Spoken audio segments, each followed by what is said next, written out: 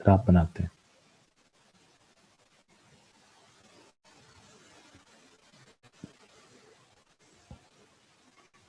तो यहाँ पर प्राइस, ठीक है ना, ये प्राइस और यहाँ क्वांटिटी, यहाँ पर प्राइस और यहाँ पे क्या आ जाएगा, क्वांटिटी, ठीक है ना जी। अब आप यहाँ पे देखें तो आप सिंपली पहले सप्लाई कर्व बना लें, this is the supply curve और this one is the demand curve, ये डिमांड कर्व है। और सिंपली जो मार्केट इक्विलिब्रियम हो रहा है वो यहाँ पे हो रहा है, इस जगह पे एट दिस पॉइंट, इसको आप इक्विलिब्रियम 1 का नाम दे दीजिए। और यहाँ पे जो क्वांटिटी आ रही है वो फर्ज कर लीजिए y है, OY। और यहाँ पे जो प्राइस आ रही है उसको आप प्राइस का नाम दे दें, इसको कह दें PY। समझ गए बात? तो ये क्वांटिटी के मुताबिक। अब क्या होता है, अब ये होता है कि आप देखें कि ये जो ये सिंपल क्या है, ये सिंपल मार्केट इक्विलिब्रियम है। और मार्केट इक्विलिब्रियम में मैंने अभी आपको समझाया था कि दो किस्म की पार्टीज इन्वॉल्व हैं। कौन कौन सी दो पार्टीज इन्वॉल्व हैं?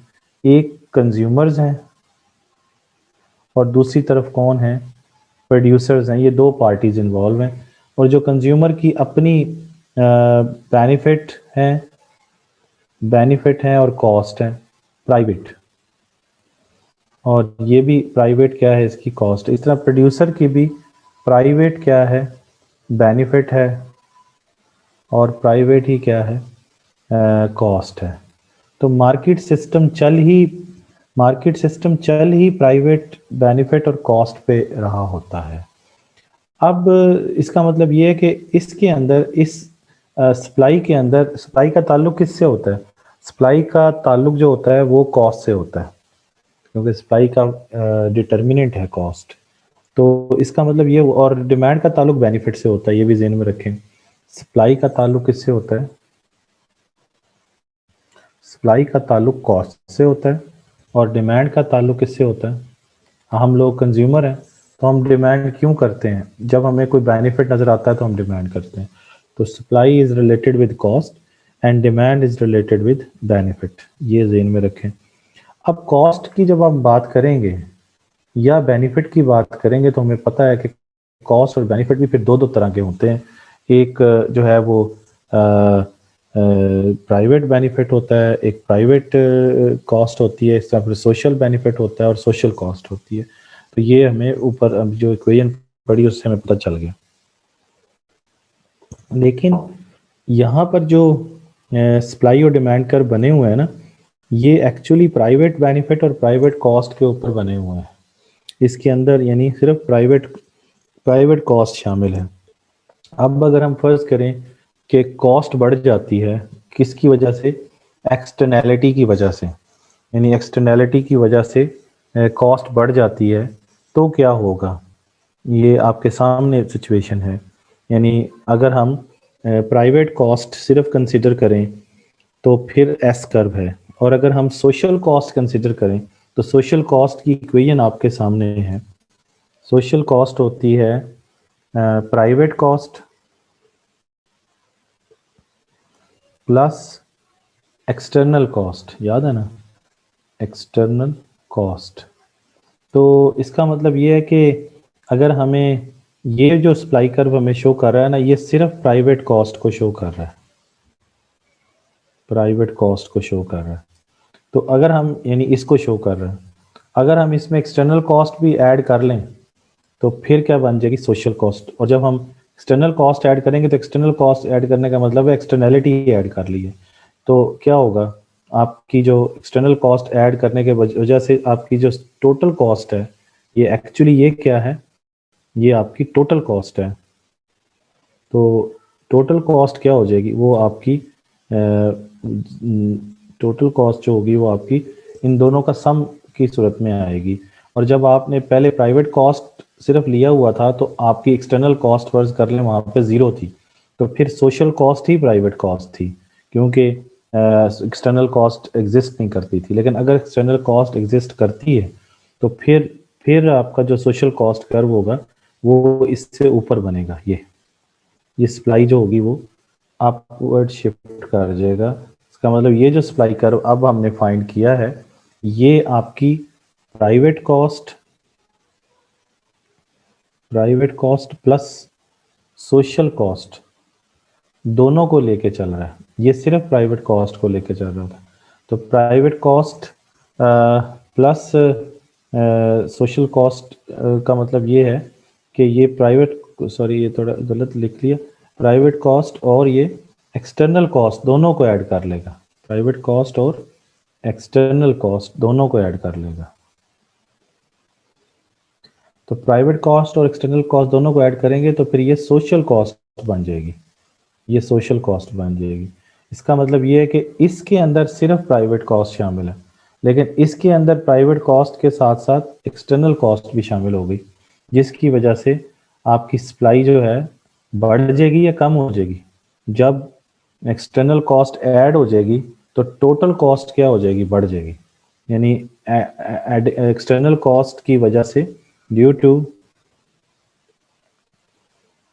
एक्सटर्नल कॉस्ट सोशल कॉस्ट आपकी क्या हो जाएगी, वो बढ़ जाएगी। मीनिंग दैट आपकी टोटल कॉस्ट क्या हो जाएगी, बढ़ जाएगी।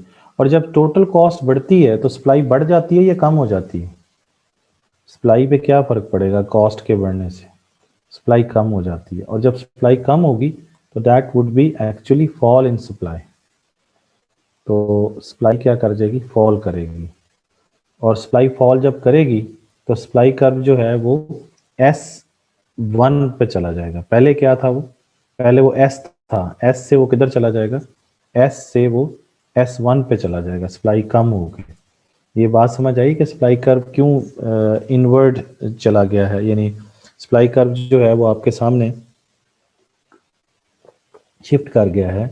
और सप्लाई कर्व के शिफ्ट होने की वजह क्या है, वो सोशल कॉस्ट का बढ़ना। तो ये आपके सामने अब जो इक्विलिब्रियम हो रहा है वो अब यहाँ पे हो रहा है। इसका मतलब ये है कि ये प्राइवेट कॉस्ट है, तो इसके अंदर ये जो एडिशन किया है हमने, ये किस चीज़ का किया है, ये हमने एक्सटर्नल कॉस्ट का एडिशन किया है। ठीक है ना जी। तो एक्सटर्नल कॉस्ट के में इजाफा होने की वजह से अब इक्विलिब्रियम E1 से कहाँ पे चला जाएगा, E2 पे। और अब इसके नतीजे में जब कॉस्ट बढ़ेगी तो कॉस्ट के बढ़ने के नतीजे में सप्लाई फॉल करेगी। सप्लाई जब फॉल करेगी तो जाहिर सी बात है, सप्लाई जब कम होती है किसी भी चीज़ की तो प्राइस पे क्या फ़र्क पड़ेगा, प्राइस बढ़ जाएगी। क्योंकि जिस चीज़ की सप्लाई कम होगी उसकी कीमत बढ़ जाती है। मार्केट में अवेलेबल ही नहीं है तो उसकी सप्लाई उसकी कीमत तो जो है वो बढ़ेगी। और कीमत बढ़कर कहाँ पे चलेगी, ये फ़र्ज़ कर लें आउटपुट भी कम हो गई, आउटपुट कम हो गई और प्राइस जो है वो बढ़ गई। और प्राइस जो है वो पी वाई से बढ़कर पी एक्स, यानी एक्स आउटपुट प्रोड्यूस करने के नतीजे में प्राइस भी पी एक्स पे चलेगी। और वाई आउटपुट जब प्रोड्यूस कर रहे थे तो प्राइस पी वाई थी। तो रिजल्ट क्या निकला, रिजल्ट ये निकला कि प्राइस बढ़ गई। और दूसरा क्या हुआ कि आउटपुट में क्या आ गई है, आउटपुट में कमी आ गई है, क्योंकि सप्लाई क्या हो गई है, फॉल कर गई। सप्लाई फॉल करने की वजह क्या है, एक्सटर्नल कॉस्ट जो है वो इंक्रीज हुई है। एक्सटर्नल कॉस्ट इंक्रीज होने की वजह से सोशल कॉस्ट बढ़ी है। क्योंकि सोशल कॉस्ट क्या है, सोशल कॉस्ट इन दोनों का मजमुआ है, प्राइवेट कॉस्ट और एक्सटर्नल कॉस्ट का। जब हमने ये वाला रेड लाइन बनाई थी सप्लाई की तो ये सिर्फ प्राइवेट कॉस्ट को कंसिडर कर रहा था, सोशल कॉस्ट को नहीं कर रहा था। और मार्केट जो होती है ना, मार्केट के अंदर हम सोशल कॉस्ट को कंसिडर करते भी नहीं है, लेकिन ये हमने कंसिडर करके दिखाया कि अगर कर लें तो फिर सप्लाई और डिमांड पे क्या फर्क पड़ता है। ठीक हो गया जी। तो ये आपके सामने क्या फर्क पड़ता है, ये सिर्फ हमने कॉस्ट का ग्राफ बनाया। इस तरह बेनिफिट का भी बन सकता है, जो इधर नहीं बना हुआ, लेकिन बेनिफिट का भी ग्राफ बन सकता है अगर आप बनाना चाहें तो।